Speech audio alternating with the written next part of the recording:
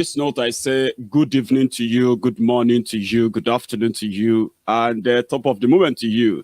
This is Maiyegun Live. Many people said, why are we talking about Abba Kyari? Let us face other things, but you have no idea how interconnected this whole crime scene really works. Maybe if you spend the time with me tonight, I may be of help to tell you how they are connected. Mind you, as you are joining, share this broadcast with your friends and not so friendly friends of yours. Tell them Maiyegun is live.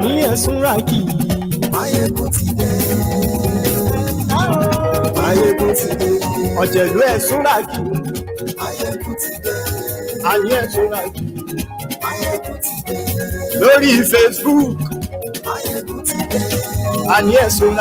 I have a lot to share with you tonight, and I want to try and see if I can take calls. But tell me, if the audio is perfect, just do like this.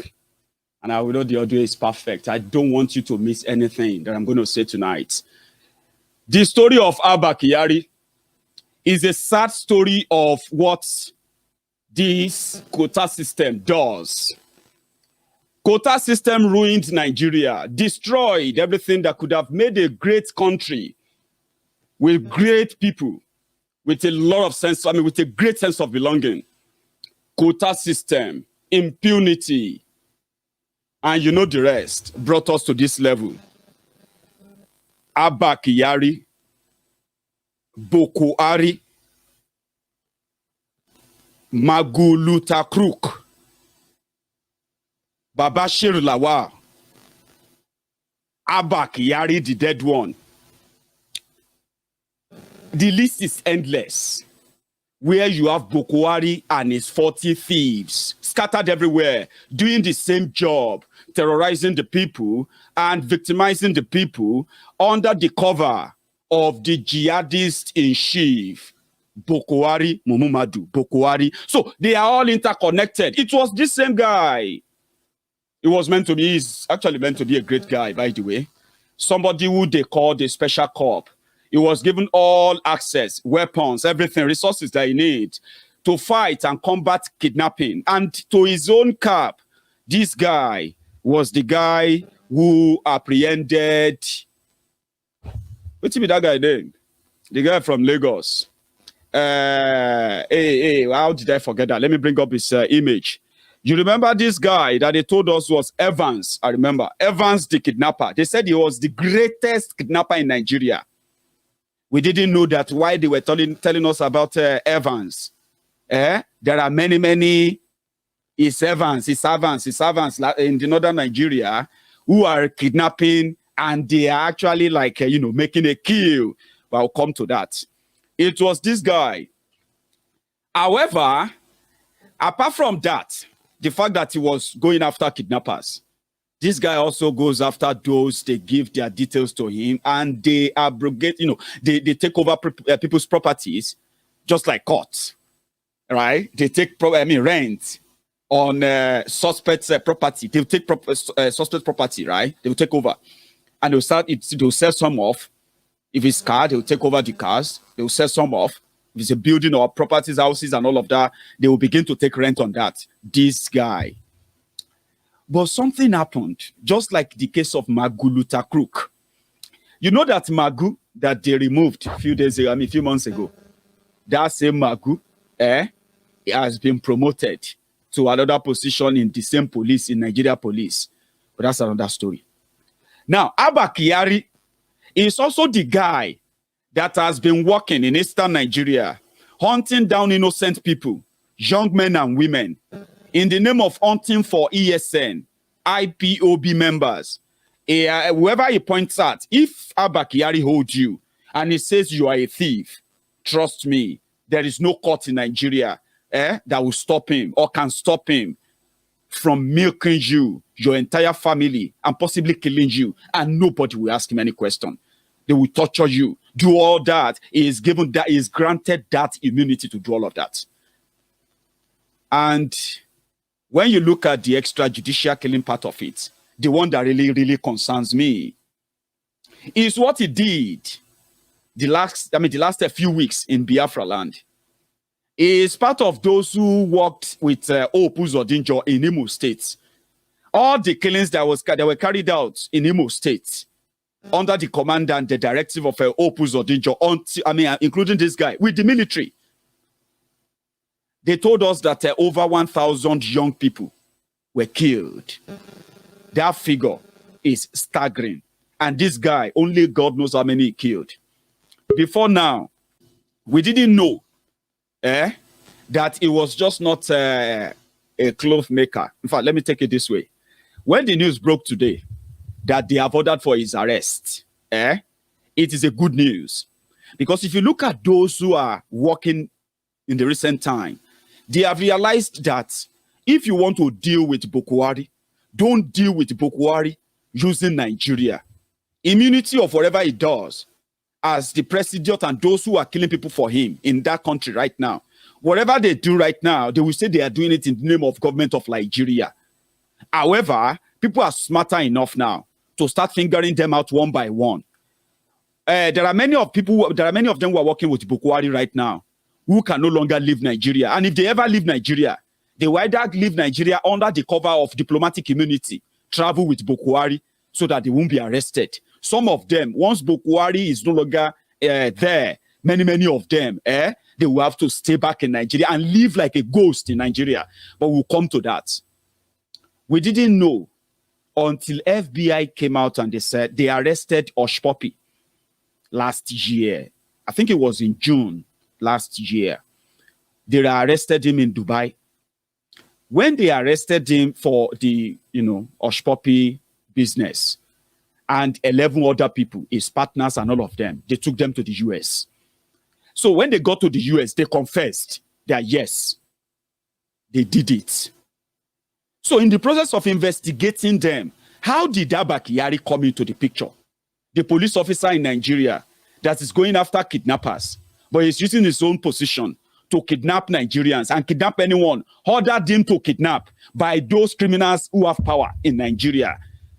So when the news broke out that Abba Kyari was working for Oshpopi, you will see pictures of Abba Kyari with Dino Melaye.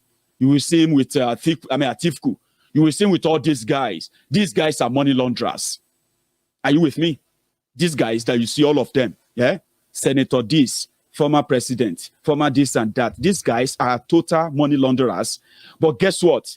They have been indicted on so many fronts. But because in Nigeria is a place where if you are a criminal, you will be rewarded. And if you try to question criminals, you will be punished like it is in Nigeria. If you are the greatest criminal, all you need to do is that to mingle with the worst of the worst who are in power. Then, whatever criminality you are into, don't worry. Nigeria will save you. You remember when they indicted Atifku himself in America and his wife? And even his wife had to be sent to jail. You remember that story? An American congressman, I can't remember his name right now for some of you who are very current. You remember that guy, something Jefferson or something, that got convicted?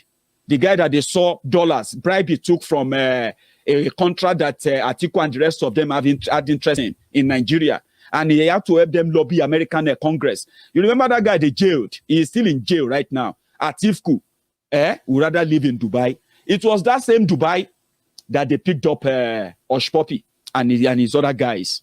And Dubai is their next headquarters. Dubai is where the first lady of Nigeria lives right now. Aisha Bokwari and her children. They live in Dubai. So from that Dubai, they said, listen, how did Abba Kyari then connect to Oshpopi? I'll show you the documents now. I will read you the part, the documentation, how Abba Kyari carried out his transaction with Oshpopi, the self-confessed notorious fraudster, with the Super Cup in Nigeria. Someone just told me that, Maiyegun, how are you sure that bandits are not paying ransom they are not paying percentage to this Abba Kyari? The guy is from Borno State. Borno State, as they call him special cop, Borno State has 27 local governments. Only 4 or 5 local governments are currently occupied by people and controlled by government. 23 to 24 local government areas, they are under the control of terrorists. These terrorists, to show their authority in Borno, they elected a governor. You have 2 governors in Borno State right now. But this super cop couldn't find all the terrorists kidnapping people there, killing people there, chasing them out of their what have you. But he is so super cop. Well, I'm coming to that. FBI came out to tell us what happened. You know what Kyari said? He quickly, in their typical Nigerian manner, he came out to say those who accused him of committing a crime, they are doing so because they were his enemies. He decided to share his own side of the story. That's where I'm going to start from. Because if you go under that post he shared on social media, you will see where he stated that his relationship with Hush Puppy was that he's Hush Puppy's tailor, and he collected 300,000 naira from Hush Puppy for some Ankara and some new dresses. I didn't know that your super cop is also a super tailor. However, on his social media and Facebook today, he decided to respond. Just as many people were trying to tell him that you need to respond, though. You cannot just keep quiet, though. Super cop, you need to respond, though. Taylor. Now, this is his own response. Let me see if I can bring that up boldly by any chance. So he decided to respond. I will read that out. It's so tiny.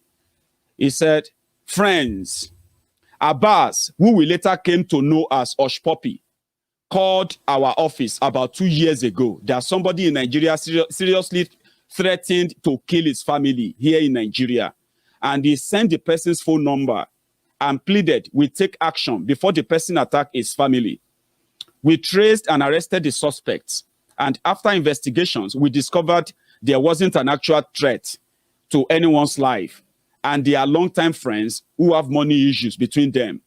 Hence, we released the suspect on bail to go, and he was not taken to any jail. Nobody demanded for a kobo from Abbas Hush Puppy. Our focus was to save people's lives. They were purported to have been threatened. Later, he saw some of my native clothes and caps on my social media page, and he said he likes them, and he was connected to the person selling the clothes. And he sent about 300K directly to the person's account. The native clothes and caps, 5 sets, were brought to our office, and he sent somebody to collect them in our office.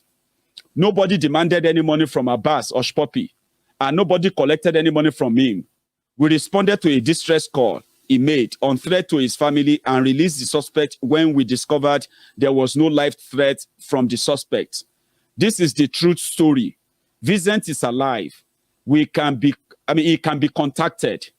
For those who are celebrating that this is an indictment on us and mentioning some fictitious big money, they will be disappointed once again, as our hands are clean and our record of service for 2 decades is open to everybody to see. They will continue seeing us serving our fatherland. And we will continue responding to all distress calls from all Nigerians, provided they are life-threatening. For good Nigerians who appreciate our service, please don't worry, as our hands are clean. And they should please not respond to those celebrating and creating many false narratives without any evidence. We are used to such types of people and false newsmakers and distributors. Beware of many fake doctored documents purportedly to be from USA that are circulating too. Thank you all, and God bless Nigeria. Our hands are clean. Oh, my hands are clean. He said there are no evidence, and he quickly told his social media bandits, Facebook adsmen. And if you go under the comments, let me share some of them with you. You can easily tell. The post is liked by 17,000 people with 11,000 comments and 4,000 shares. However, if you go under the comments, You can read some names. Some of them are watching me right now. Maybe they will see their names on social media on this broadcast. See, FBI is not MPF. Yeah, life is all about focus and determination. Do not look on what people will say, but focus on where you are heading to. God bless my respected officer. God bless my role model. God bless my mentor. God bless Federal Republic of... That is Safiu Aliyu. Somebody else, Awa Ahmed. I trust and I stand with you, sir.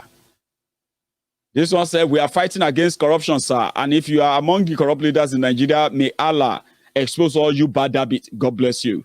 However, let's go. Where are the evidence? You don't say, Oyibo no be, America no be Nigeria. They will give you evidence. And before they go to face any court, and present their case, even before they effect any arrest, they will have all the evidence. Now, here are some. The parts where Abba Kyari came in. Abba Kyari worked with Hush Puppy because somebody that hang on, let me see. Yeah, somebody who was part of a deal, a MAGA that Hush Puppy was managing, who they have collected almost $1 million from. So this person, Hush Puppy's friend, decided to go and call Hush Puppy. So Hush Puppy, and that person is in Nigeria. So Hush Puppy had to call the Super Cop in Nigeria to help him hold that guy. And he said it was Ankara. And he also said it was because of a threat to the life of Hush Puppy's family. That's a lie. No matter what they try. I'm not saying that Bukwari is going to hand him over, okay? Don't worry. The thing is that Abba Kyari should just live in Nigeria and never leave that place. And when they are ready to take him, they will take him for what he's done, okay? Because there's already an arrest warrant on him. Abba Kyari help Hush Puppy to put somebody in jail so that that person will not have access to his own laptop, his own phones, so that he won't talk to the MAGA. He won't be able to email the MAGA. So that Hush Puppy can then control the MAGA, and in the process, Hush Puppy, when Abba Kyari owed that person in Nigeria, the partner to Hush Puppy collected, within that moment, for that 1 month, Hush Puppy collected $180,000 from that MAGA. Simply because Abba Kyari helped him to hold the person. We won't spoil the job. Now, there is a case in American courts, okay, district courts, where the name, you can see it on your screen, oh. Look at the name. They said United States of America versus Ramon Olorunwa Abbas. That's Hush Puppy. Hush Puppy, a.k.a. Hush, a.k.a. Malik. Abdul Rahman Imran Juma, a.k.a. Abdul, a.k.a. Rahman. Vincent Kelly Chibuzo, a.k.a. Kelly. Abba Alaji Kyari. Rukayat Motunraya Fashola, a.k.a. Murayo. Bola Tito Tawakalitu Agbabiaka, a.k.a. Bola Mide. They are the defendants. Shall you see the name there? His name is number 4 on the charge list, on the charge sheet here. Okay? So he knew, he has seen it. This thing has been out since April. They've started with him since February after arresting Hush Puppy. And this is what they found. This is how they indicted him. When you go to page, let me see. When you go to page, I don't want to read long story. I will send you the link in the comment section now. You can open it and read, okay? So this is profiling the criminals, right? This one is Juma, okay? The second in command. This is Abba Kyari. Now, this is what FBI did on him. And if any of you want to doubt this information, maybe you can begin to get your pen and paper. Start writing on one side now, okay? Abba Kyari, that's a Kyari communicated with Abbas. I will be using Hush Puppy in place of Abbas. so that for those who are listening to me to be able to comprehend and follow. Kyari communicated with Hush Puppy primarily using the phone numbers, you know the number, +234 90 99 99 91 31 and +234 81 200 00043, both of which Hush Puppy had saved with contact names including Haba Kyari, as discussed below. Kyari's message to Hush Puppy contained numerous photographs of himself, some of which also include his name. For example, using the phone number +234 90 99 99 91 31, which Hush Puppy had saved as Abba Kyari. Kyari sent Hush Puppy the following photograph on September 8, 2019. This image depicts Kyari sitting at a desk, surrounded by multiple photographs of himself. Zooming in on the image revealed that the nameplate on the desk says DCP Abba A. Kyari, and the photograph on the wall states DCP Abba Kyari, and the Nigeria Police Force, DCP, is an acronym for Deputy Commissioner of Police, which was Kyari's title within the Nigeria Police Force. A magnified version of the later photograph is included here. Look at your screen. That is the photograph that they have to magnify, to zoom as among the photographs on the wall. Now, using the phone number, Abba Kyari is taking his own picture, sending his picture to Hush Puppy. Now, using the phone number, you may say, but that's not a crime now. You know what? Don't be in a hurry, okay? Relax. Using the phone number +234 81 200 00043, which Hush Puppy had saved as Abba Kyari new number.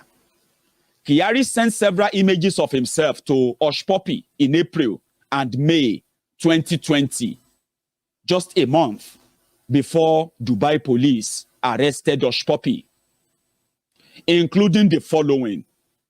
Additionally, on June 9, 2020, Kyari sent Hush Puppy a link to an article in the Nigerian publication, The Independent, describing how the Deputy Commissioner of Police, Haba Kyari, was being honored by the Nigeria House of Representatives.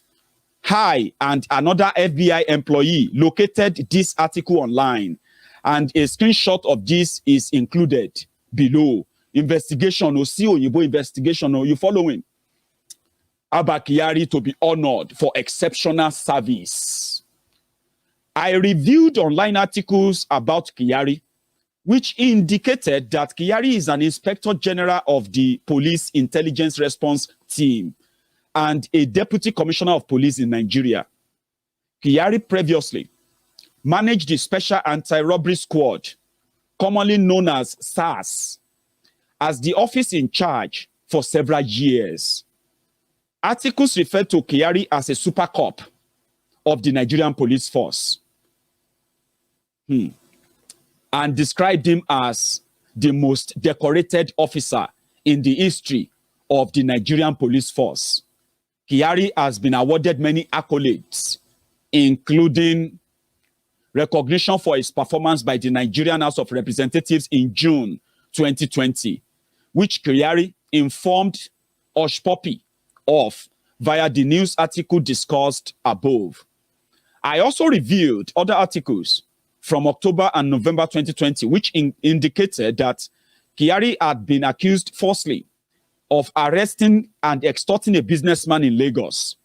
Based on those articles, Kyari's work in general appears to have related primarily to kidnapping cases, and I did not see any article suggesting that Kyari worked on fraud cases.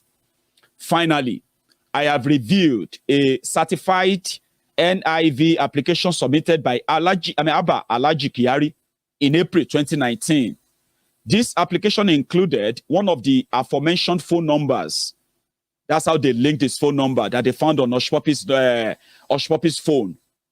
They traced that number to visa application of Abba Kyari, American visa application, the same mobile number that they found on Oshpopi's phone. They found it on his visa application. So he said that Kyari used to communicate with Oshpopi, as well as a date of birth in March 1975, and Kyari's Nigerian passport number ending in 3677. The NIV application also included the following photograph, which is consistent with the other photographs of Kyari shown above. Based on messages I reviewed, Oshpopi appears to have first interacted with Kyari in September 2019, when Kyari traveled to United Arab Emirates. The conversation indicated that Oshpopi sent a car and driver to drive Kyari during that trip. Soon thereafter, Kyari sent Oshpopi a video slideshow, which showed some personal photographs of Kyari, some of which appeared to have been taken in United Arab Emirates in Dubai. Later in September, after Kyari sent Oshpopi an article that discussed him arresting alleged kidnappers, Oshpopi wrote in part to Kyari, "I'm really happy to be your boy." And later, he also wrote, "I promise to be a good boy to you, sir." So then you have Chibuzo, right? So the story of Chibuzo, this is the person that dragged Abba Kyari into the Oshpopi business. Chibuzo, alias Kelly or Kelly Ogudu. Chibuzo is the person who was trying to hijack Oshpopi's their MAGA. And Oshpopi had to contact Abba Kyari to help him find Chibuzo. Now, let's take the story of profiling Chibuzo. In fact, I'll come back to Chibuzo. There are many others. Look at this person. Where is that? This is Fashola. Another lady that is included. This is another lady who happens to be like a family member to Oshpopi. Bola Tito. Here is another lady, also. Then let's see. Now, how did Abba Kyari come into the picture? That's where we're going now. I'm going to take a quick break while we do this, right? To my friends who are watching on YouTube, and for you who are watching me for the first time, I'm going to ask if you can, please take a moment and give me that thumb up under that video. Subscribe under this video as well, because the second part of this broadcast tonight is where Julie is going to come on, where we're going to discuss what happened today, where the DSS denied Mazi Nnamdi Kanu's lawyers to have access to him. Now, the rumor that they must have done something terrible to him that they don't want the public to see, that rumor is becoming truth now. And again, tonight, Julie, who is going to join us, will be telling us more about the July 31st protest and rally in London. Before we continue, take a moment. If you are not on my YouTube channel, you can go on now, take a trip, Maiyegun's Diary Politico, and subscribe. I will be back in a minute.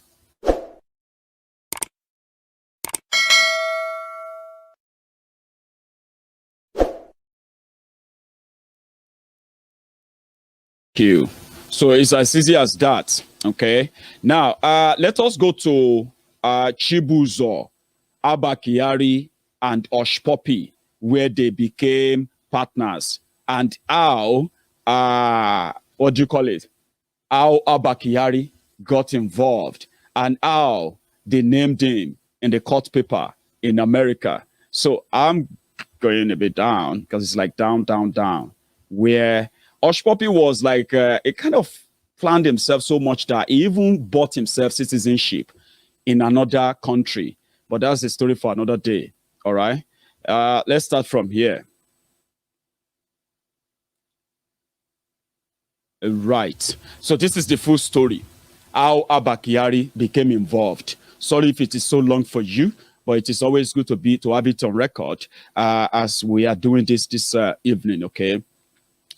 So on December 26, 2019, Chibuzo sent Osh Poppy a screenshot of a messaging conversation with another co-conspirator. In that conversation, Chibuzo stated, right? He said, Osh and I spoke, and we will need something like Wells Fargo offshore website. I don't think I need that much details. I want to go to where Abba Kyari. Let's see.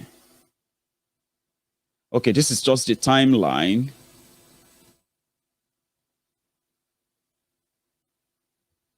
Right. What's the moment, right? I'm bringing them up one after the other.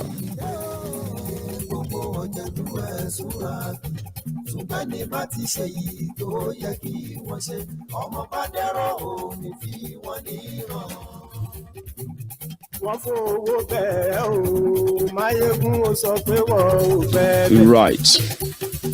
They always tell them to, at this point, I don't discuss with you, you have committed a crime, you won't be forgiven, right? Okay, so we are going to start from here, where their fight started. Thank you.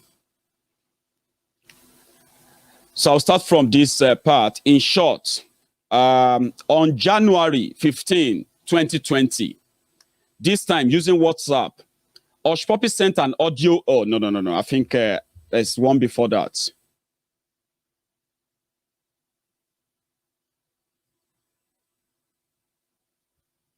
I just don't want to be mentioning this. Yeah, let's take it from there.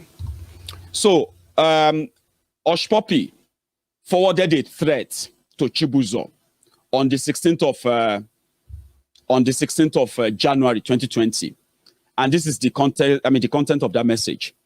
I always tell people to think well before they offend me and make them make sure, say, they fit stand the consequences when the time comes. I won't say more than that, but very soon, very, very soon, the wrath of my hand shall find you.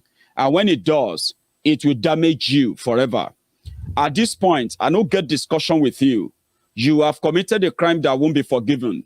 That is punishable, and you shall receive punishment in due time. I swear with my life, you will regret messing with me. You will even wish you died before my hands touch you. Also, on the 16th of January, Osh Poppy sent a message to Abba Kyari on WhatsApp and then placed the 5 calls to another phone number. That number is stated and is on your screen. That was listed as Abba Kyari. Call record show that the last 3 of the calls were answered, and one of the calls lasted more than 2 minutes. Shortly after that, Osh Poppy received a message from Kyari confirming we will pick him up today or tomorrow. Osh Poppy wrote, I will take care of the team also after they pick him up. Kyari confirmed, yes, so... Hey, based on the conversation described in paragraph 143 to 145, Osh Poppy planned to pay the Nigerian police force officers who arrested Chibuzo for that service. B, this was not the only time that Osh Poppy arranged payment with Kyari. On May 20, 2020, Osh Poppy sent Kyari transaction receipt for 2 transactions from accounts at Nigerian banks, that's the Guarantee Trust Bank and Zenith Bank, of a person Osh Poppy knew in Dubai, a person also arrested with Osh Poppy in Osh Poppy's apartment in Dubai by Dubai police on June 9, 2020, to the Nigerian bank account of another person in Nigeria, which was approximately, the amount on the transaction receipt totaled 8 million Nigerian naira, which was approximately $20,600 US, based on publicly available exchange rate information. Attempting to reason with Osh Poppy, on January 18, 2020, Chibuzo recounted for Osh Poppy all the assistance he had provided in the scheme to victimize the victim business person, including creating the power of attorney documents, see paragraph this and that, and facilitating the creation of telephone banking system number, see paragraph this, and fake Wells Fargo websites, see paragraph 117, as discussed in paragraph 32B.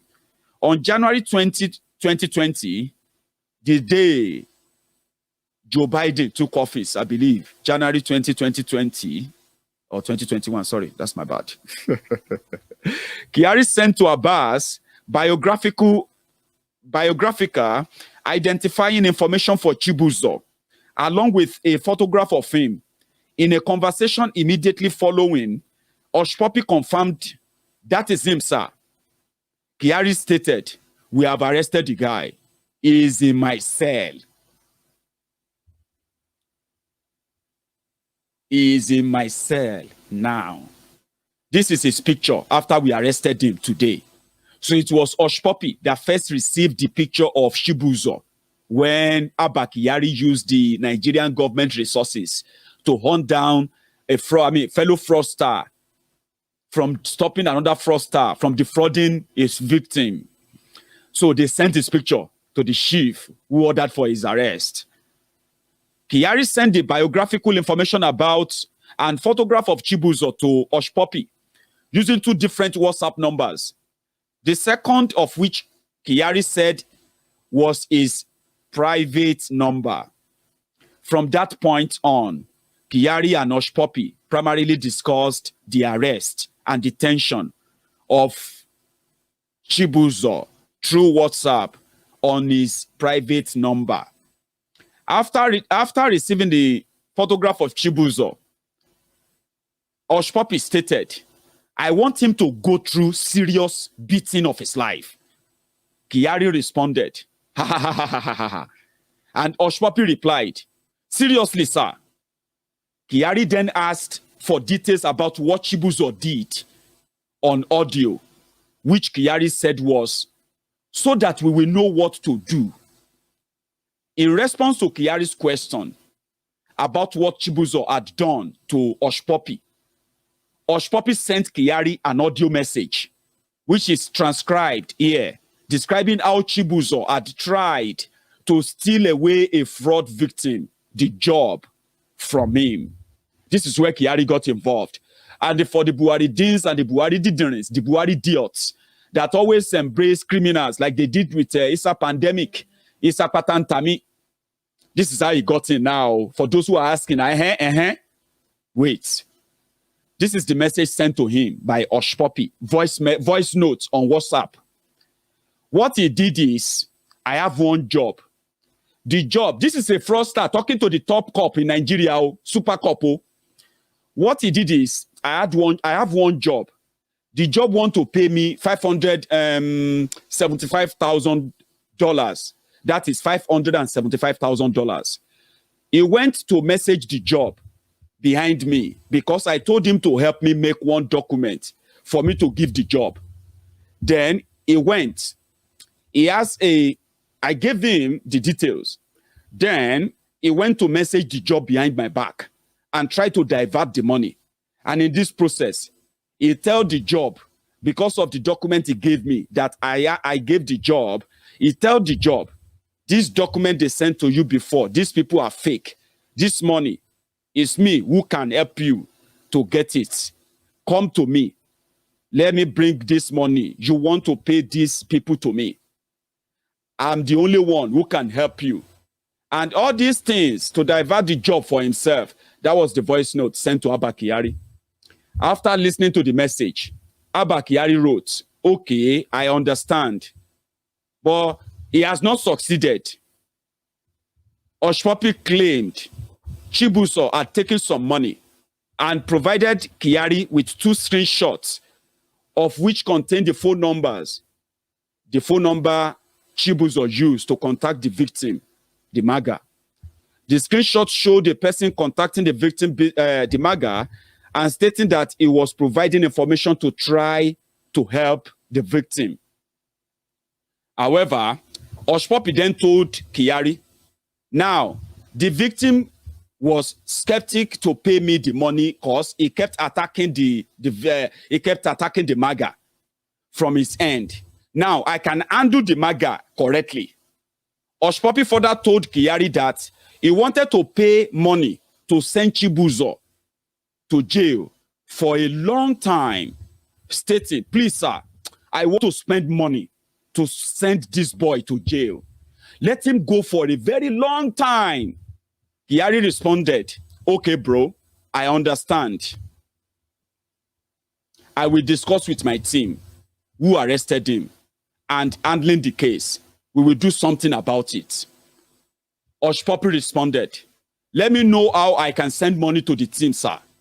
Let them deal with him like armed robber. Kyari responded, okay, I will send the account details to you. Oshpopi further wrote, he betrayed me and tried to take food out of my mouth. This is great punishable sin. And Kyari responded, yeah, bro. Oshpopi then continued, I want him to suffer for many years. Kyari responded,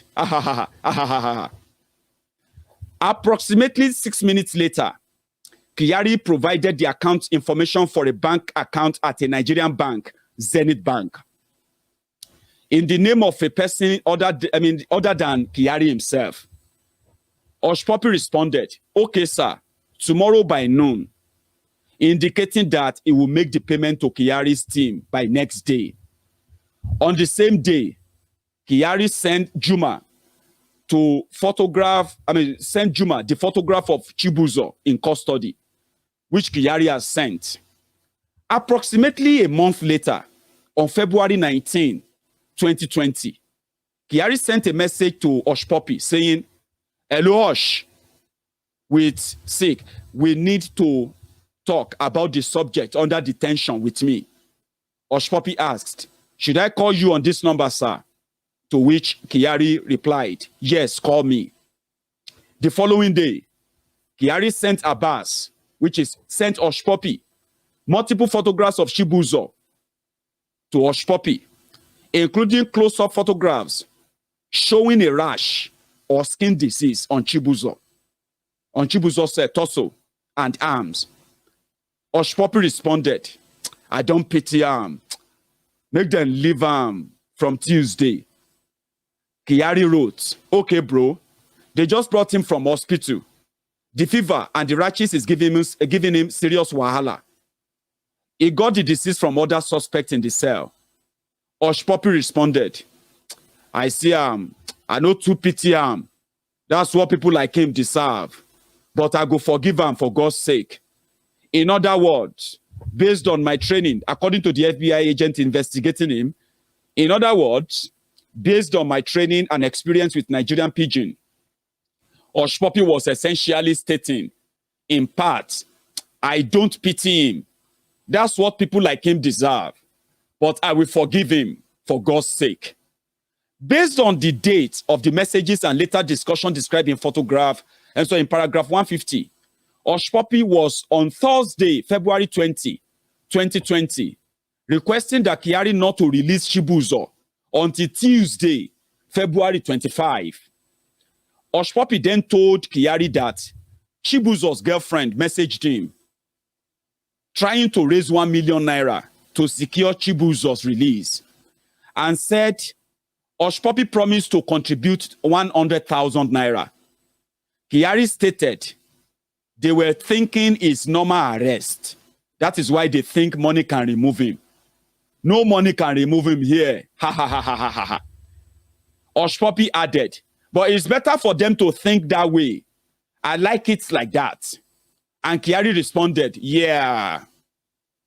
Oshpopi then said, no problem, sir. From Tuesday, he can go.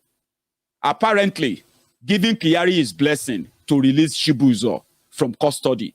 Kyari responded, okay, bro. We will also keep his phone and other gadget for some weeks. Oshpopi responded, yes, those ones, they should not give him again. Those ones are gone. Make him no see those ones again for life. Instructing Kyari not to return Chibuzo's electronic devices. Kyari responded, yes, he will not see it again, indicating that he will accede to Hush Puppy's request. So this is how Abba Kyari got involved. You see the story of his tailor, the story about other things the Mumu Madus, the Bele lecturers, the Mumu lecturers are pushing out there. This guy is a murderous criminal. In one of his crimes documented, where he collected over 41 million naira from a victim. Somebody that I'm going to read his own story here. But before I even get to that,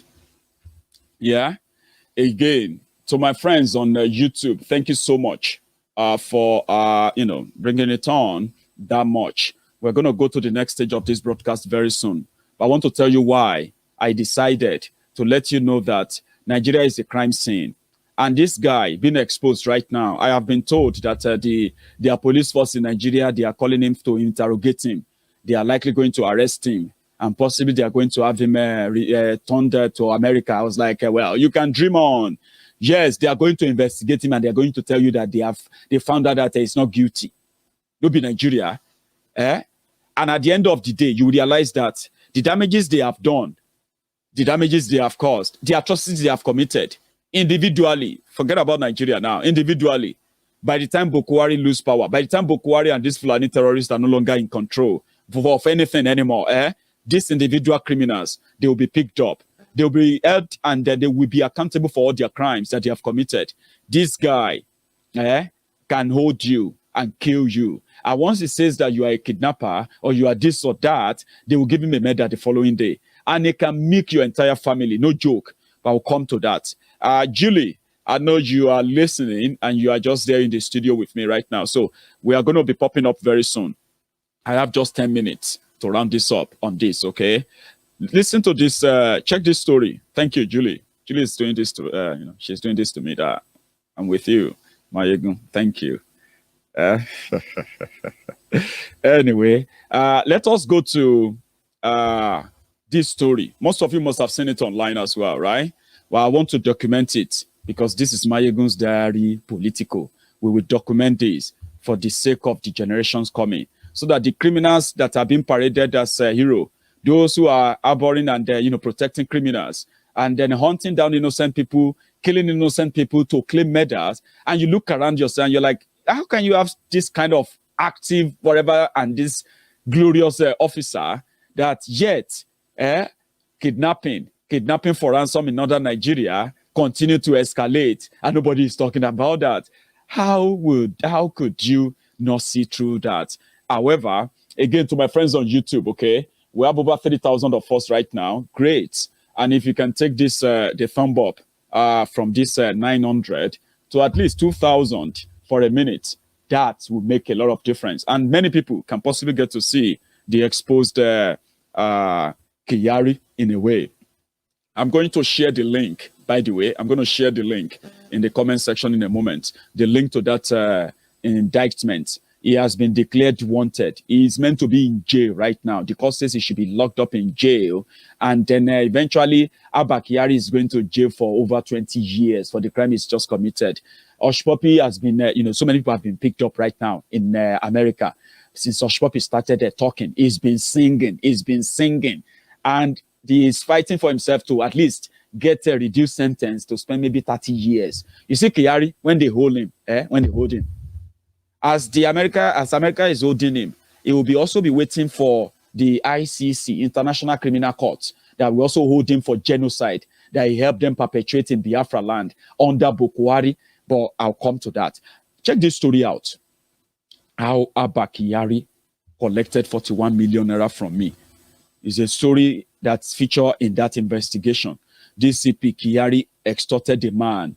Let me read this out. It said, according to a document saying, when they started the NSAS probing of the NSAS, many of you don't know that all the NSAS in Lagos, all these years, before the last 1 year, before the last 2 years or thereabout, it was led by this terrorist, this criminal. And you know what they do? SARS, once they hold you, they just accuse you of being an armed robber. Once they say they are holding you as an armed robber, they can hold you for months. Your family members will be extorted. They will be trying to locate all your properties, anything they know, anything they can find anywhere. They will sell them. By the time they free you, no joke, read this man's story.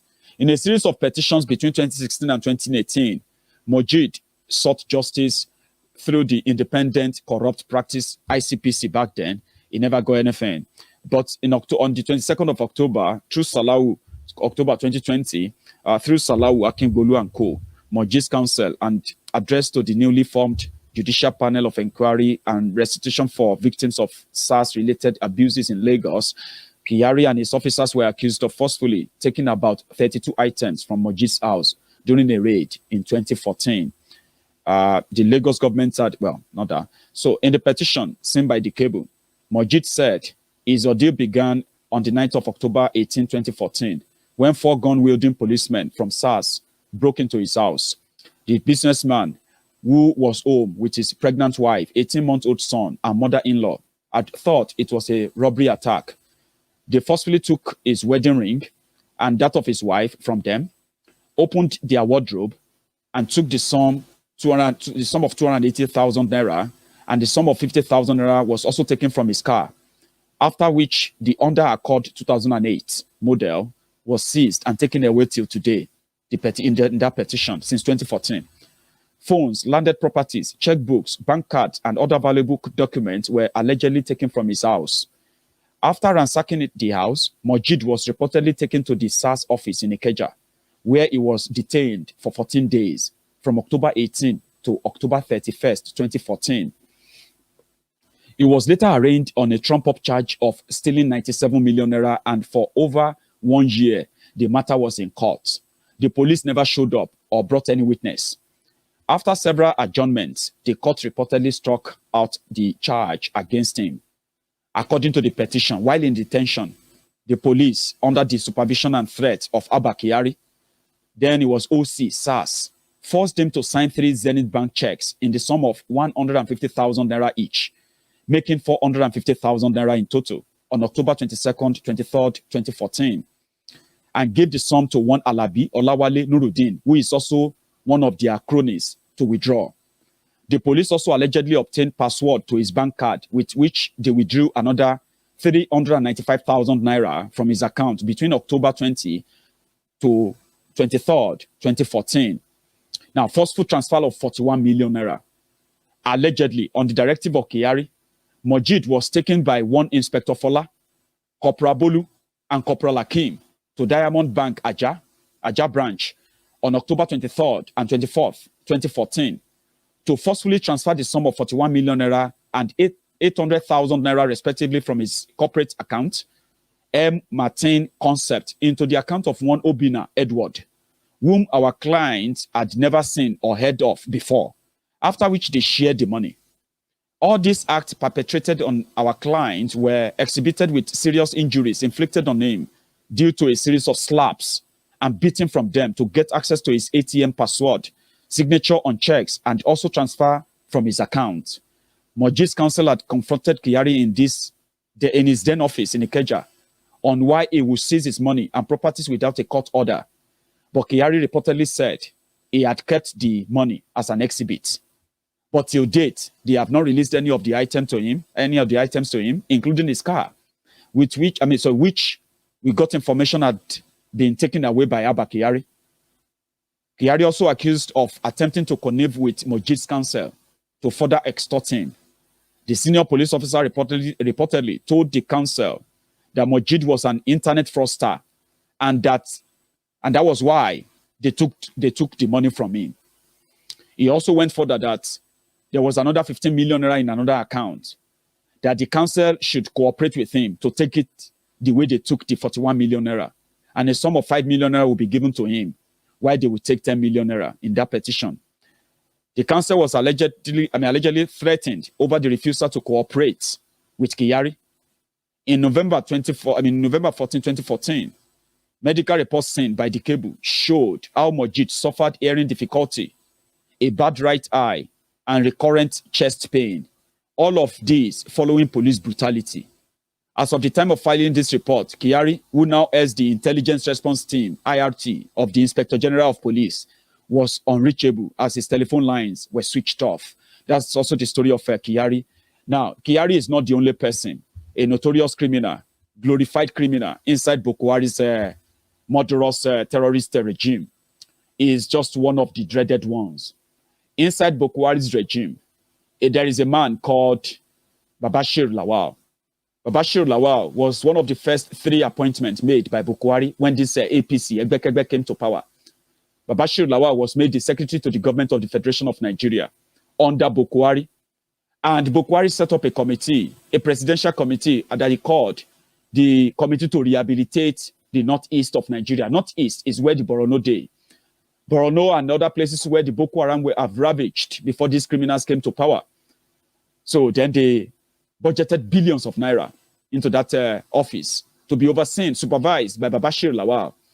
Now, there are people who have been displaced. According to the APC, Egbekegbe, before they came to power, there are over 1 million people displaced by Boko Haram, living in IDP camp, refugee camps in northern Nigeria. So when Boko Haram came in and they established the office for the rehabilitation of the people of Northeast, rebuilding, it said rebuilding, rehabilitation and resettlement of the victims of Boko Haram in Northeast.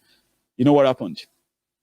Babashir Lawal started awarding contracts from the money that they started getting for the victims of Boko Haram. He started awarding contracts to himself, to his company, to his children, to his girlfriends, and everyone that was around him. None of this project that he was awarding was ever released. But there is a very, very sad one.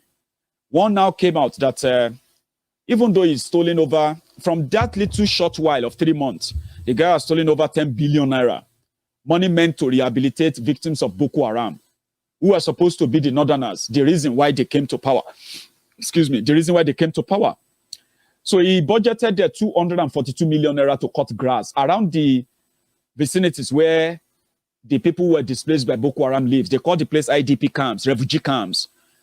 The people who live in the camp, they don't have a sleeping bed. They don't have food. They don't have medical. They don't have security. But the secretary to the government of the Federation under Boko Haram spent 242 million naira to cut grass. When they asked him, how could you use 242 million naira to cut grass when the people living in that camp are begging for food, begging for money on the streets? He said he was trying to prevent them from snakes. So when the investigation started, and the National Assembly under Saraki said he must be sacked and probed and even prosecuted, Boko Haram wrote a letter to defend him. And being in charge of power under Boko Haram, he was able to use their influence in the Nigeria Air Force. They decided to go and bomb one of the IDP camps in Borno. So they bombed Ran not once, not twice, 3 times. That is where the camp given to the internally displaced people, refugee, the government gave them that location. The government knew that they were there. But under these people, they bombed them and they killed hundreds of them. When they asked the Nigeria Air Force, why did you bomb IDP camp? They said they received the wrong signal that Boko Haram were grouping in that place. And there is a satellite signal that said they are. So the people that were in the IDP camp, their signal told them that they are no longer IDP, they are Boko Haram. And they bombed them 3 times to cover up. Last, Boko Haram wrote a letter to defend to defend the Babashir Lawal. He wrote a letter. He said he's investigated Babashir Lawal and he's found him not guilty. Therefore, it's not going to sack him. But the moment Boko Haram became a vegetable, that they smuggled him out of Nigeria to London, Ikene Shatabandu fake Pastor Ruga came to the rescue, sacked Babashir Lawal, right? And, well, they had to give him an order that even if you are going to sack Babashir Lawal, you have to replace him with his cousin called Boss Mustafa so that he will still be in control. Why am I telling you this? It won't be the first time.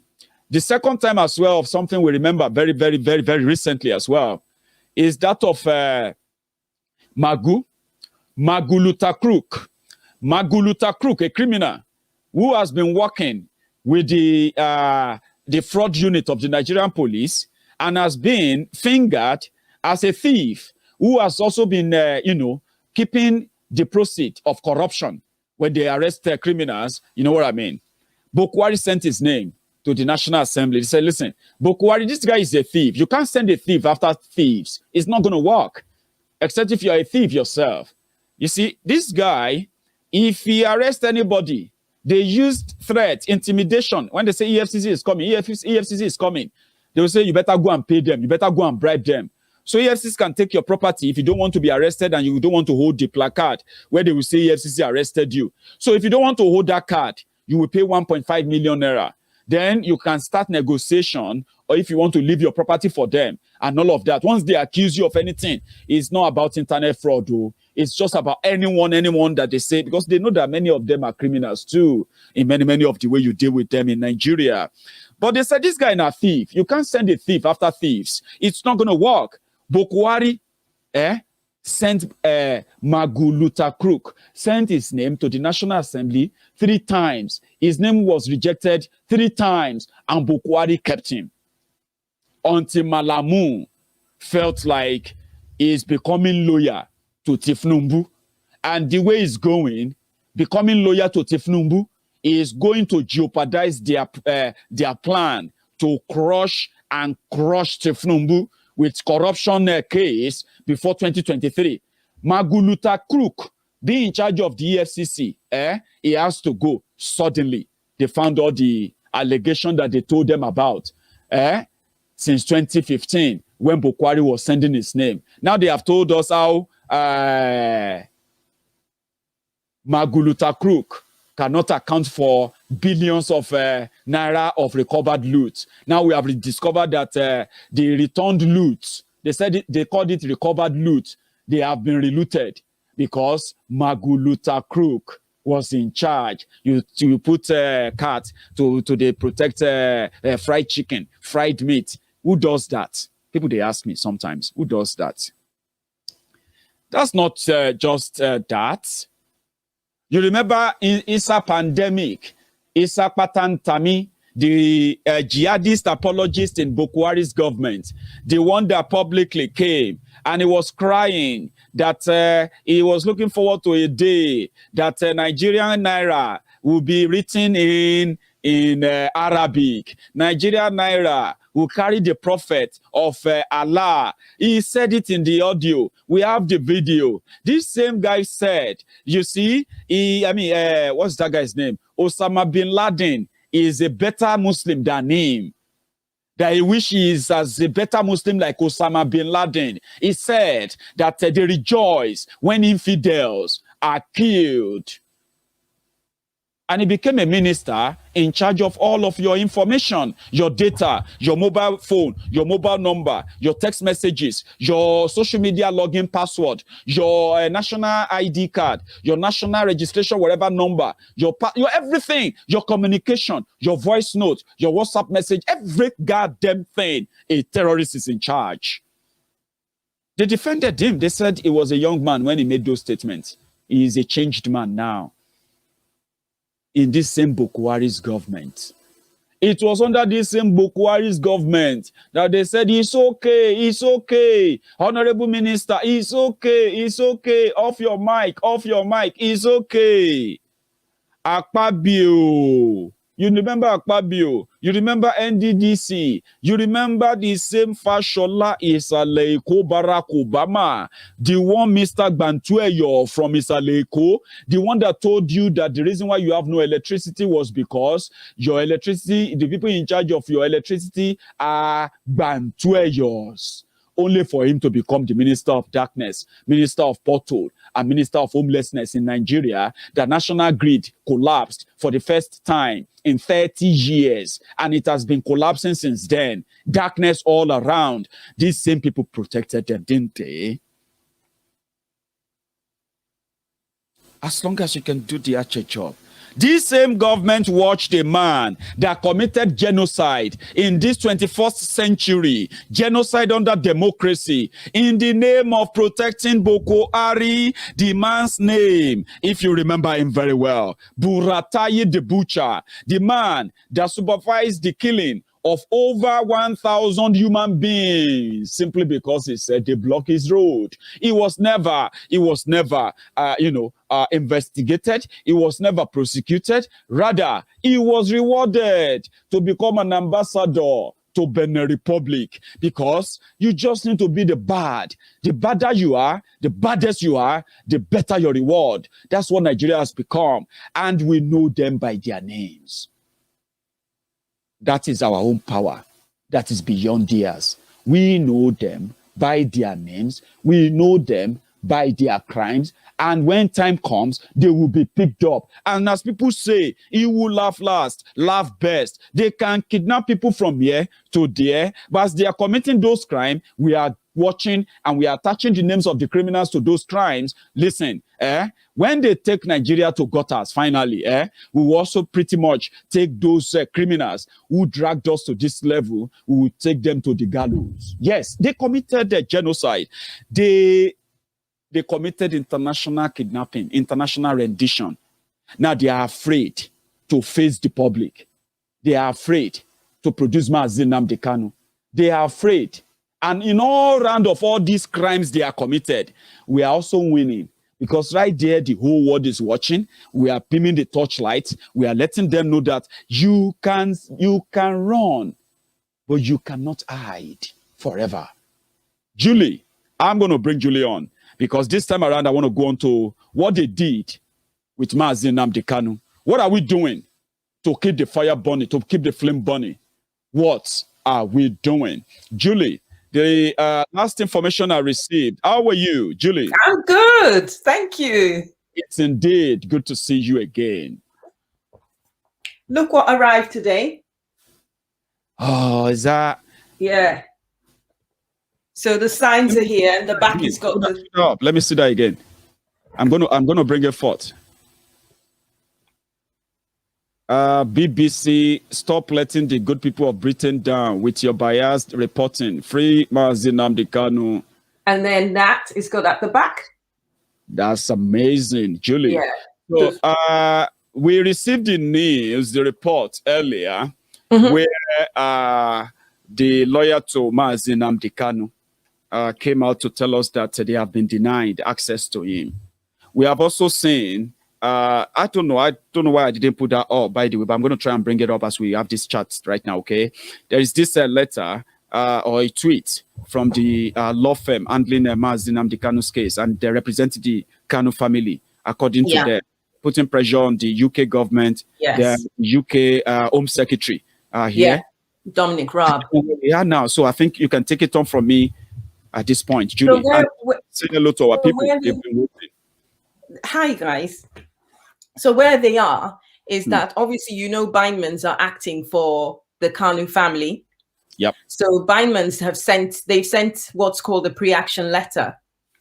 So basically, if Dominic Raab at this point, if he responds to that letter, then and does what is needed, then that's the end of it. Then they don't need to move on to litigation. And then I noticed that they've beefed up the team. So initially there was a Sharon Marker who was his solicitor. I noticed now they've beefed up the team with a partner and another experienced solicitor. And they put out quite a statement from Mazi Nnamdi Kanu's wife saying that basically, Dominic Raab, you can end all of this today if you act. So that's where they are on that. Now, in terms of access, I really don't know what their plan is going forward on that. I would assume that would be dealt with within the sort of pre-action protocol letter that they've sent. So that's where we are on that. You see, Buhari is in the UK, Julie, and currently having a chat with Boris Johnson. Uhuru Kenyatta is also in the UK, raising dust. That could there be something that we should be worried about in any way? I don't know how you see that, because I've been reading a lot about that, people felt like, Kenya got rewarded with about 132 million pounds aid.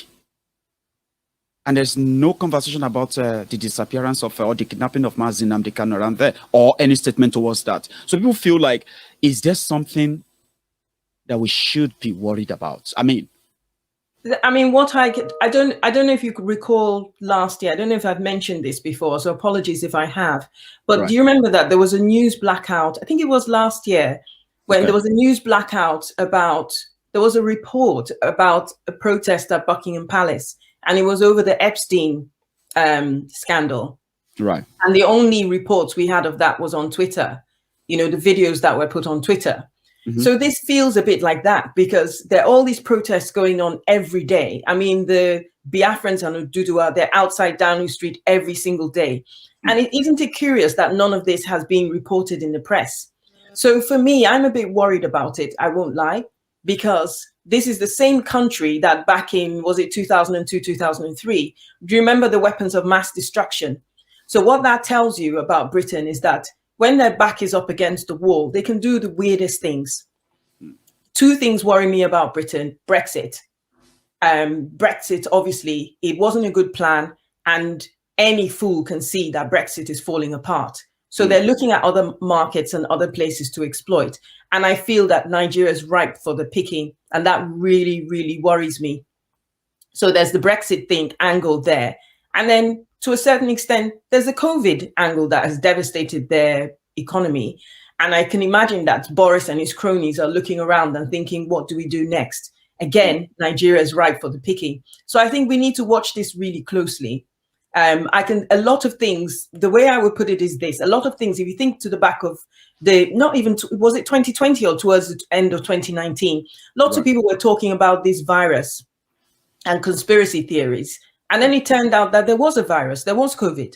So I think that we need to sort of examine everything really, really carefully. But I'm really worried. I don't know why we have this news blackout. They don't want to report anything. There was one report on the BBC. I'm sure you've seen it, the BBC article. Now, on the face of it, if you read that report, it was completely reasonable, completely reasonable.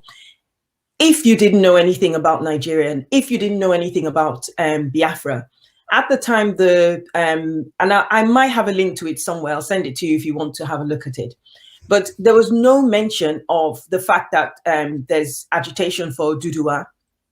There was no mention about it, just basically focused on painting IPOB as a group in disarray now that Nnamdi Kanu had been pulled out of the picture.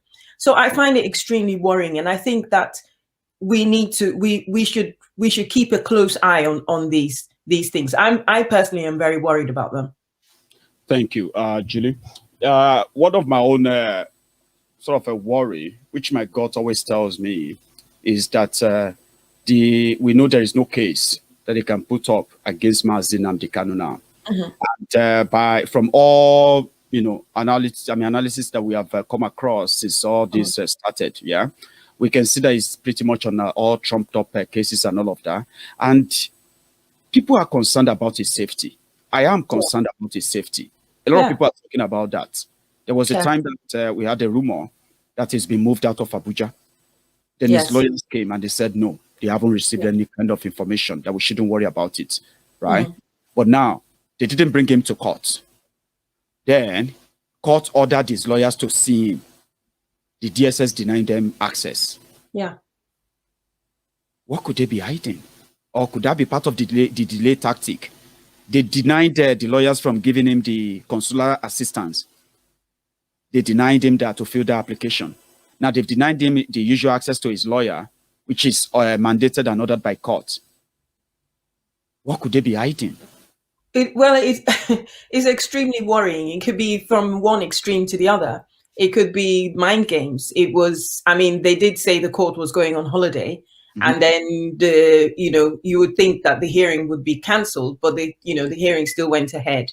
And then on the day, surprise, surprise, there was the scuffle where the lawyers they were trying to bar some lawyers from entering the court.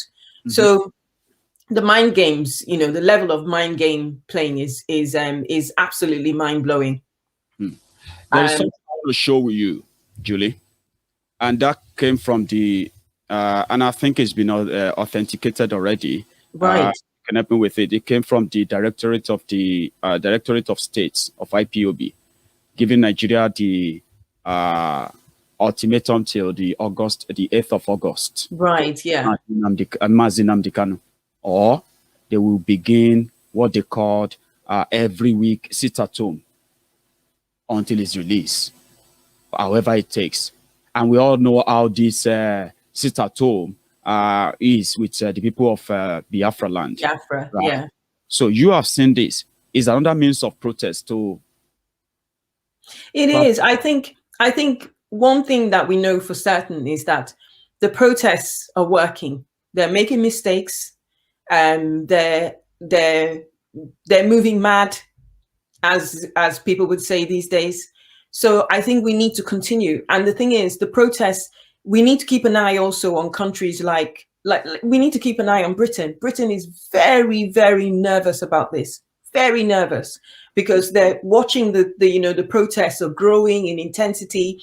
And if you look at the videos popping up around, the articulation keeps improving. So every time there's a protest, they articulate more. They explain these things a little bit better.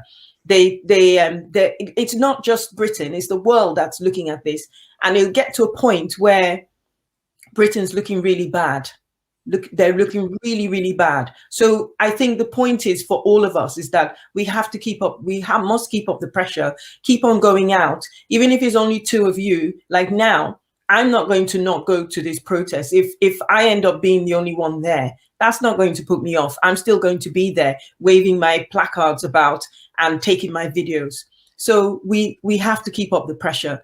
They're very nervous. It really worries me and Britain's role, because I was also very concerned at the body language of the High Commissioner, Katrina Lang. Yeah. You know, her body language was very disturbing. The way she was sort of meandering around the questions and being really clever. That really, really worried me. How anybody with good conscience could sort of sit there and sort of and answer questions in that way was completely shocking to me.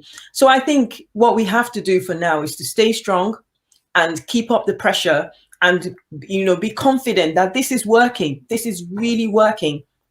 Talking about pressure, Julie. Sorry?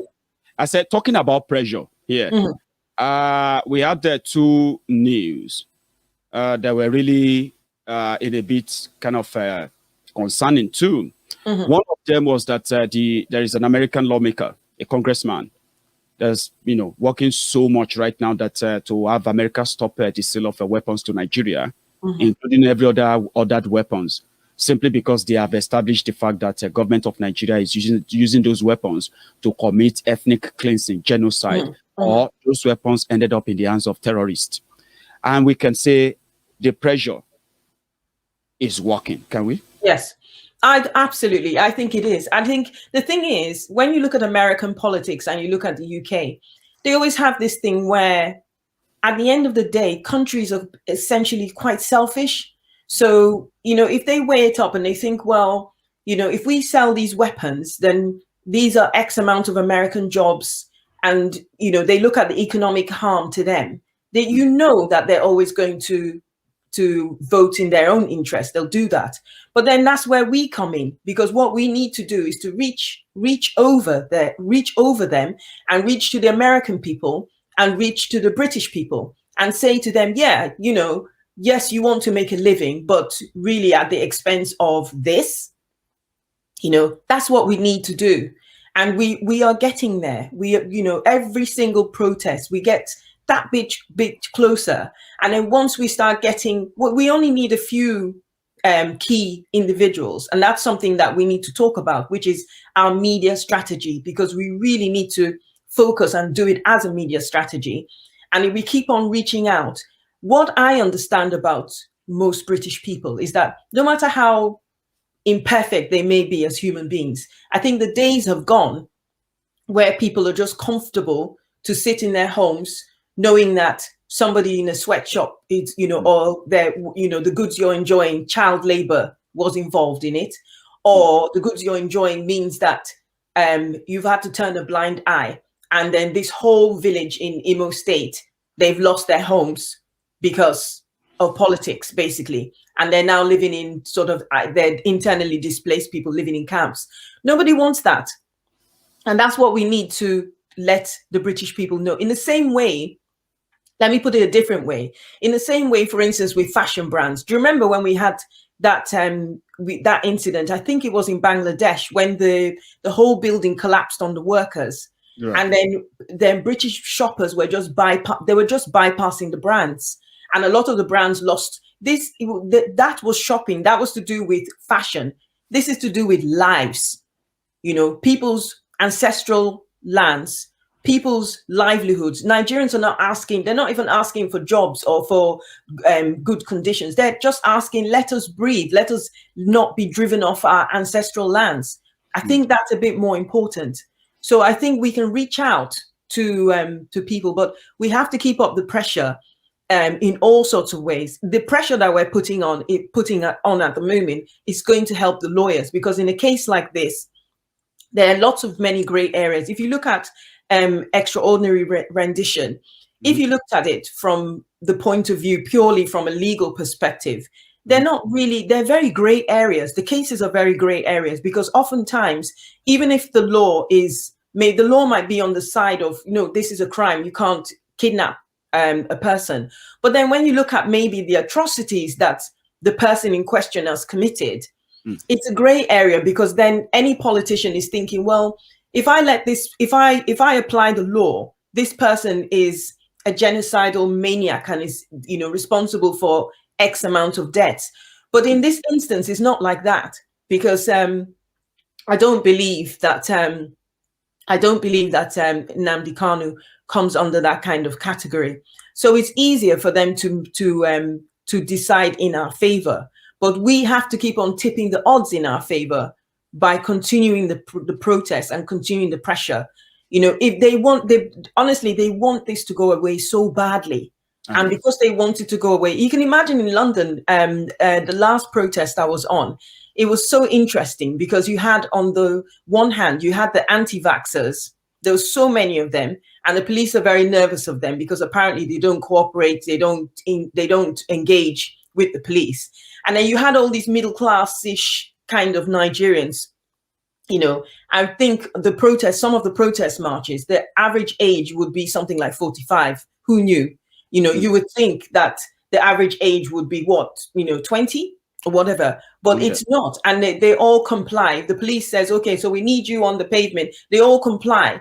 But at the same time, they're making their point, saying, you know what, this is a very serious issue and Britain needs to pay attention to it. So all of that has confused them, and they don't quite know how to deal with it. They're very nervous about it. I like pressure, Julie. I like pressure, because pressure can be good and it can be bad. Yeah. Most of the time, pressure is good. Okay, you can use pressure to push, evil away, and you can also use pressure to push someone who is docile to become pretty much, productive and responsible in a way. But when it comes to audience,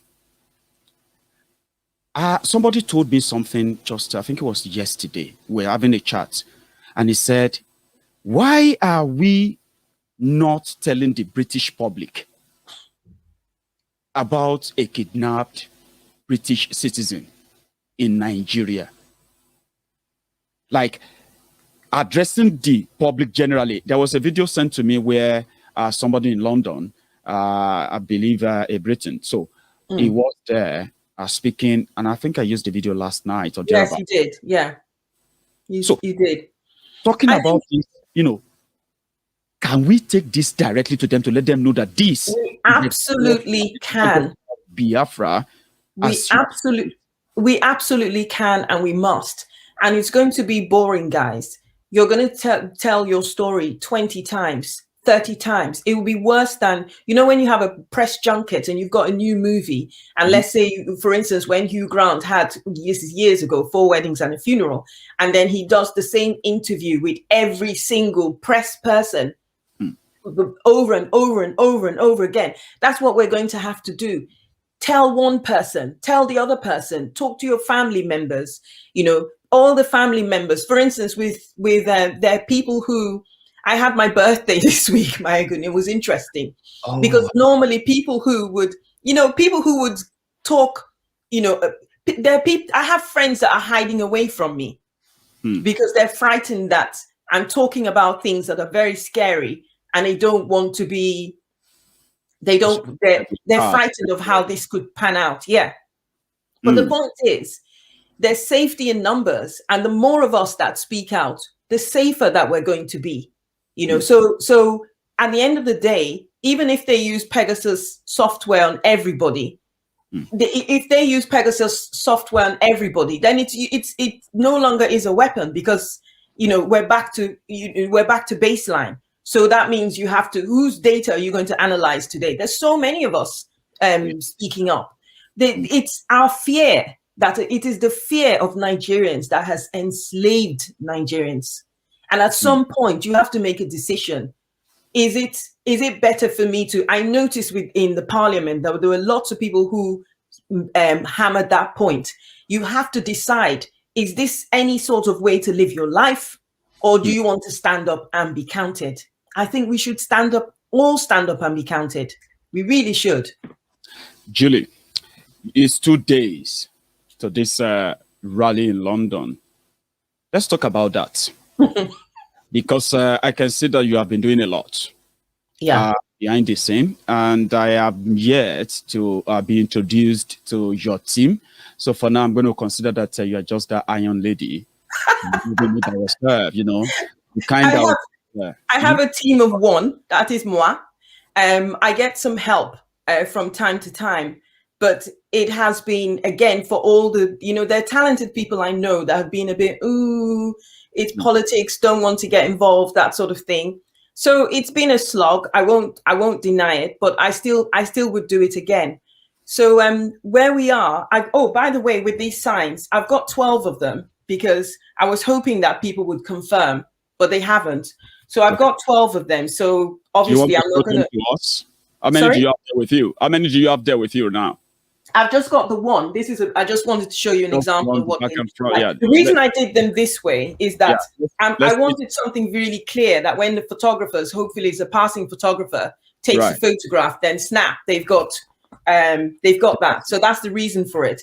And I know that you mind sharing that with us again, like, full time on the screen if you can. I'll embolden that.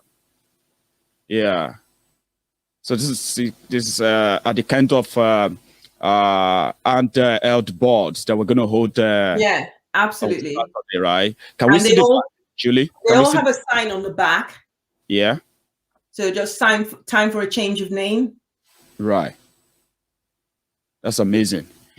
So among other things that are going to be there, let's talk about the venue.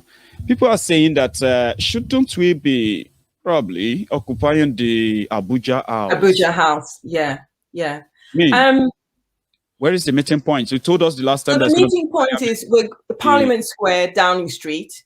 I'm doing a speech directed at Dominic Raab, and then from there it's going to be fluid. But then we're doing Downing Street. We're going to the BBC, right?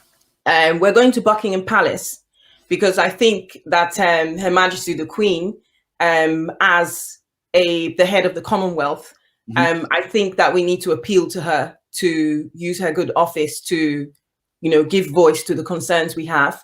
Then we're going to the Kenyan embassy, and then we're going to the Nigeria High Commission. Sorry, not the I think it's the Kenyan High Commission, because they're part of the Commonwealth as well. And then we're going to the Nigerian High Commission.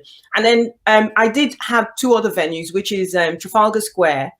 And now I wish that we could go to Abuja House, but it's a bit complicated because that's Notting Hill. And I don't know. I think people would really flag if we then sort of like went, across London. So I don't know. It would play it by ear. If people are that passionate about it and they want to go, hey, I'm up for it. I'm happy to go to. You can take the convoy down there. Yeah, that would be amazing. If people are up for it, I'm up for it. I think right now, Julie, right now, let's talk about the meeting day as well as the meeting time. Yes, especially the meeting point, because those who are interested right now, who are in London or going to be in London on Saturday, they will really, really want to know, Julie. Then we'll talk about Parliament Square, and it's Parliament Square, and it kicks off at 11. But if you get there early, you probably find us there. We're going to have a photographer there. We'll stream it and we'll take video as well. So, when you stream it and take a video, there are platforms that are going to run that, right? There are also platforms that people can possibly want to reach out to you. The first time we had this chat, we're talking about looking for those who might want to, speak that day. If you have a speech, Yes. that they should reach out. So people wants to directly message and all of that. Apart from the Love Justice piece on Facebook, which I don't know if your messenger or whatever is opened. Tell us, how can people, I mean, specifically for this protest now? Specifically for this protest, you can contact me on Messenger, Facebook Messenger, on Instagram if you want to, honestly on all the platforms, on Twitter as well. And obviously I have a tiny YouTube channel, but there is a YouTube channel there. You didn't tell us about that. People want to listen to you. The truth is, Maiyegun, I haven't had time to upload. I haven't had time. My focus has been on this. And so it's been a while. The last upload, the last couple of uploads on there would be a clip from the first time I was on your show. And I think, and then the promo video for this march. So my plan was I'll start uploading again once this is out of the way. With what you just said, right? Every of your chats on Maiyegun's diary, Politico, right? You can always download the video, cut them out, and put them on that page. People are looking for you. Tell us what's that channel. Tell us what's the channel.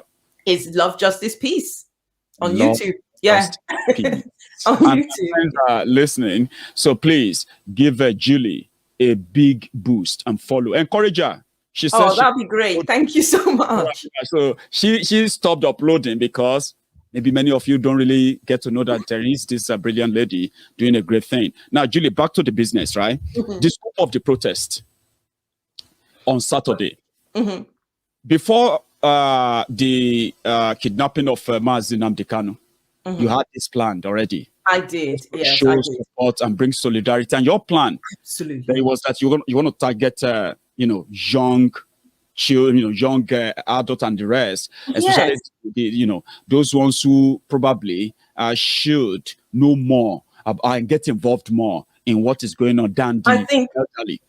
Last Saturday I was at a protest, and it was a mega rally organized by, it wasn't IPOB, it was organized, maybe Ohaneze Indibo organized it. And I got talking to a very young, well, I say very young, I don't know what young people think as young, they're all young, so you're all young to me, but a young lady. And I was so struck at how she was following the conversation. And then the bits she didn't understand, she was, okay, so we don't want this because we don't want that. Right. Okay. So this. So, it's very, very important that young people, I think the difference with their generation is when I was that age, my parents were, oh, hush, must never be spoken about, that sort of thing. But the difference is we want to tell them.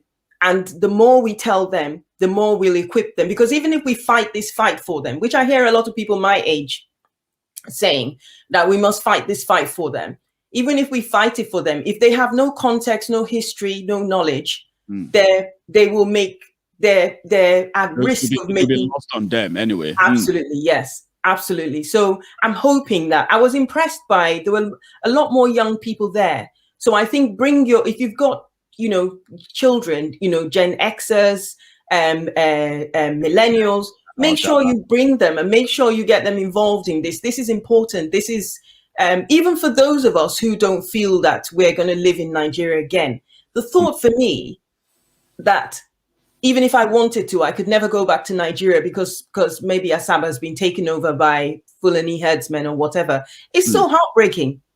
It makes me so sad, so it's worth a fight, guys. It's worth a fight. I know, and we're fighting the good side. Involved when we always have, lots and lots of elderly people showing concern, showing up for rallies, showing up for marches, and all of that stuff. How do you get young people involved without involving their parents? Can we use their parents and tell them, the parents watching me right now, talk to their children about what is really going on? Absolutely. And remember, guys, this is when I used to get so mad. I was in university in Nigeria when, maybe if you Google this, Maiyegun, you might know, but there was this really bad protest that kicked off when students in Nigeria, they were very angry because it came to light how much money that Babangida and his wife, Mariam Babangida, they'd stashed away all this money. And then Nigerian students who were, because if you've gone to boarding school or if you've gone to university in Nigeria, you can know it can be really rough. And so this was a time where transport is a struggle, buying your books for your lecture is a struggle. And then to hear that, these Nigerian, Babangida and his cohorts, they were living this life with so much money stashed away. Anyway, wave after wave, all the universities in Nigeria started going on protest marches.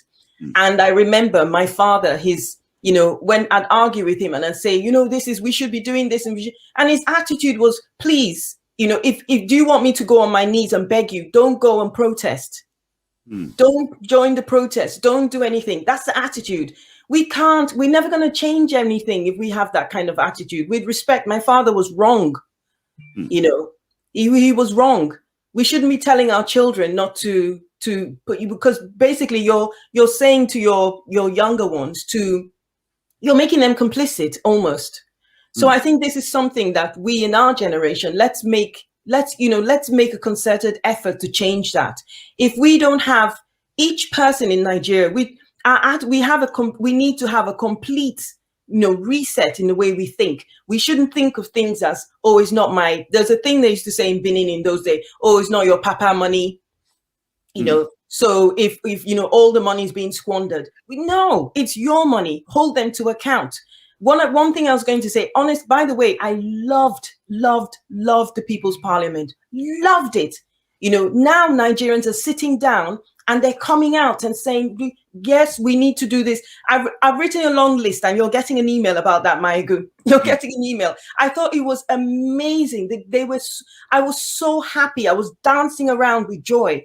That's what we need. And then don't stop there. Go to the next stage. Think about, so if you have a local government in Nigeria, because think about this, think of achieving it. Don't think that we could ever be not successful. Think about it, think it positively, think to when we achieve it, and how, when we have this new type of government in Nigeria, you're going to hold people to accountable. So if they say that they're going to build a road, know how much money they need to build a road. If they decide, oh, we have to dig further, so it's going to cost more, know exactly every kobo that they spend, know exactly what it is, and be involved.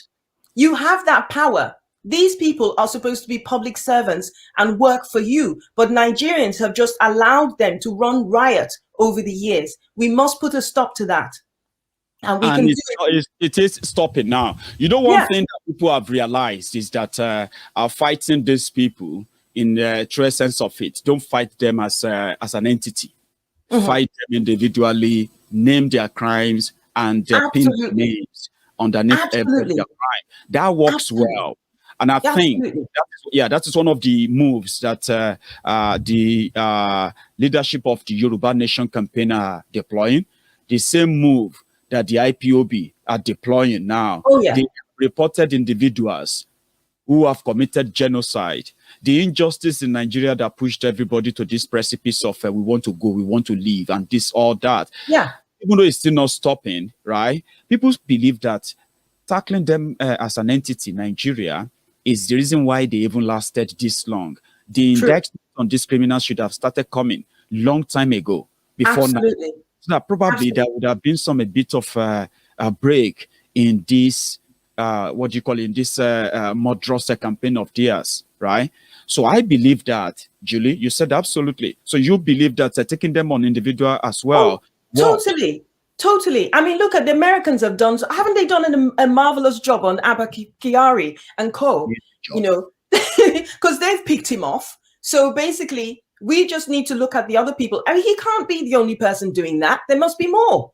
There must be more. So this whole culture that, do you know that there's a movie that I watched, and I don't remember the name of it. I've been kicking myself all evening, where what's happened with Abba Kyari is the plot of the movie. It's a Nigerian movie. I'll look for it on Netflix and see if I can send it to you. Right. And my mind is boggling. So that means this is common knowledge. This is sensation to maybe people in the diaspora, but people in Nigeria are thinking, hey, we've known about this for years. And it's actually the true picture of what part of what brought us to this level, Julie, right? Exactly. It all started from profiling. Yes. We have a case of profiling people in Nigeria. And the number one victims of profiling in Nigeria are the Igbos. I keep saying it because I have my... To be honest, I was Then sitting here in the studio, Maiyegun, just soaking up everything that you were saying. And my mind is boggling on so many levels. Here we are with Igbo people who are themselves, being subject to so much profiling. And what does this person, Hush Puppy, do? He sends another Igbo, he sends this guy after another Igbo guy. What could he have done to you that is so bad that you had to have him jailed? They say Nigerians don't hate oppression. Nigerians don't hate corruption. They only hate it when they are not the one doing it. Do you know that? Totally. I mean, Nigeria is the only place where people feel like their businesses are targeted. Yes. Their investments are targeted. Yeah. Their movements are profiled. Everything they do, they are never treated like the rest. They are always suspected and suspected and suspected, to the point that majority now felt like we are not welcomed around here. This same profiling since after the Civil War is what pushed the Biafrans that decided to stop the war back then to say again, we have to leave. We can't continue like this again. That injustice is still there. And the people who represent the institution who further entrench this injustice in different capacities they found themselves, be it a policeman, be it a police chief, be it a judge, and all of that. And when they bring somebody in that they say is an ESN member, is an IPOB member, that means it's automatically guilty. That is a system of injustice that keep people apart, and they felt like they are not part of it. That is not going. When people say, when we talk about the culpability and the consequences of their culpability in this crime, it is beyond money. It is beyond gift. It is further than that. If they have the power to take anybody away without court and keep him somewhere to torture him and do all of that on the order of a self-confessed fraudster using the state, just other things that they would have done in the name of Nigeria, because they are the policemen. And that is what, Wow. And like I said, as you were talking, my mind was going, wow. It's terrible, right? That the same thing, put it in this context, right? Somebody who is not a puppy, right, is really, really mad with Mazi Nnamdi Kanu in that their ass old rock, okay? And that person has so much power that he can deploy security forces to track him anywhere. And in fact, to try and kidnap him from any part of the world. Somebody made that call, Julie. Yeah. Totally. And that person doesn't have the resources. He is using the resources of Nigeria to do that. Absolutely. Because he has access to it, right? Absolutely. Now, the same person, whoever they are, they have the same resources they have access to. They can't use it to track the terrorists at the back of their house. So you see the consequences of what they do with this power that eventually keep us all apart and will never bring us in any way together. Here's the thing, right? I've worked in private practice, but what I've done recently, my practice has been legal aid, right? And the interesting thing is that when you look at a legal aid file and you compare that to maybe like in a commercial, it doesn't even have to be a city firm, maybe a commercial firm, right? Because when you earn legal aid money, your fees are depressed. So sometimes you might be earning 20% of what you might earn in private practice. Sometimes 30%. It certainly will never be, if you're on a good day, maybe 40% is what you'll get, right? But even with that lower amount of fee that we take, every penny is accountable. Every penny, every last penny.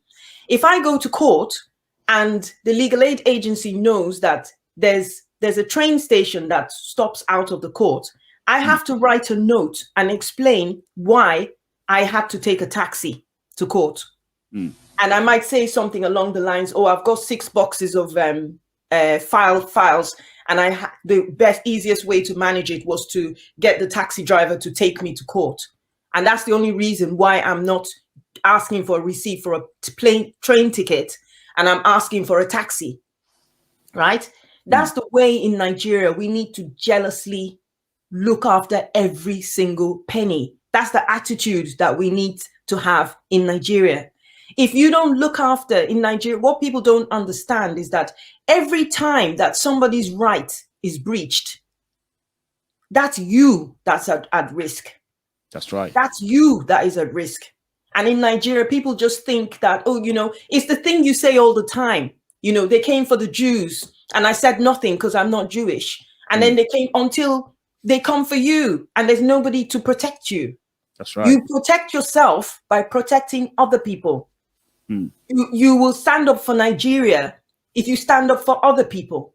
What motivates me to stand up is I think about my father. And my father, when my father got his degree in those days in Asaba, the party started from outside the village, and they would dance all the way from the village to my grandfather's home. Try that today and see what the bandits might have something to say about that.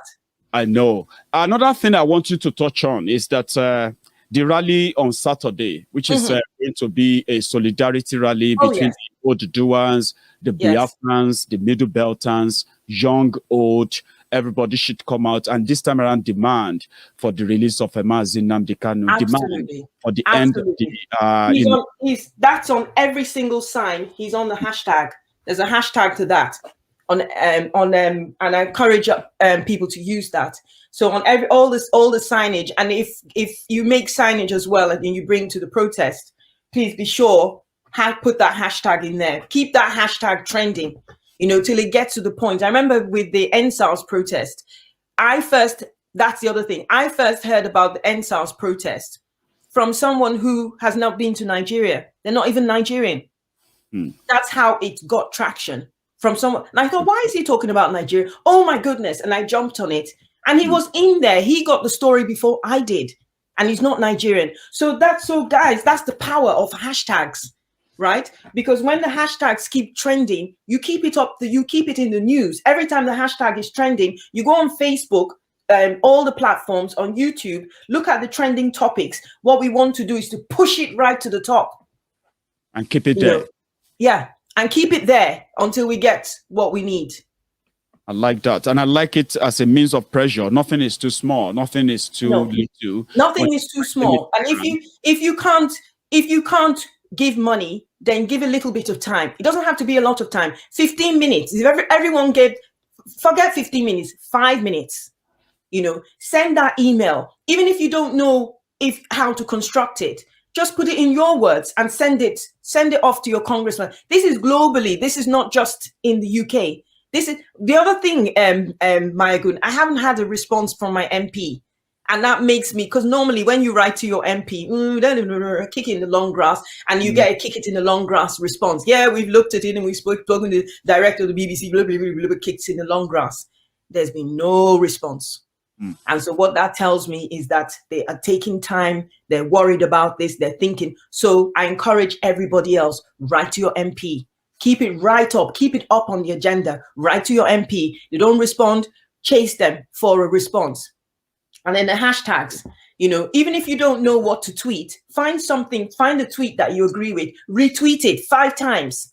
Get the person you send it to retweet it 5 times as well. That way it keeps on going up.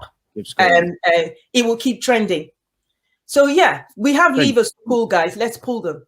You know, and thank you, Maiyegun. You do a fantastic job as ever.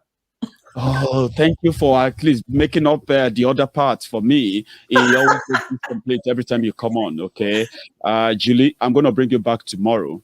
Tomorrow is in a bit. You know, I'm going to be working tomorrow, but I have to be on tomorrow for for Saturday's awareness, so to say. But I will do the best too.